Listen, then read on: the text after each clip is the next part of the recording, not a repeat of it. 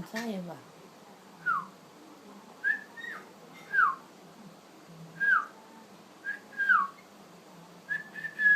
ไม่ร้องแล้วเมื่อย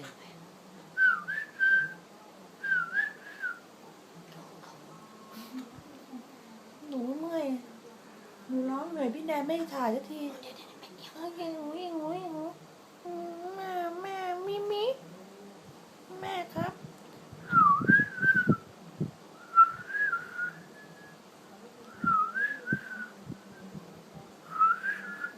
ตายแล้วมั้งเนี่ยตายแล้วมั้งดูดิ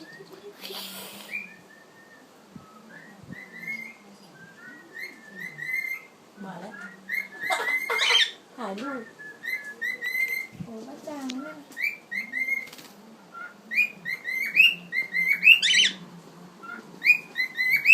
ทำไมร้องเนี่ย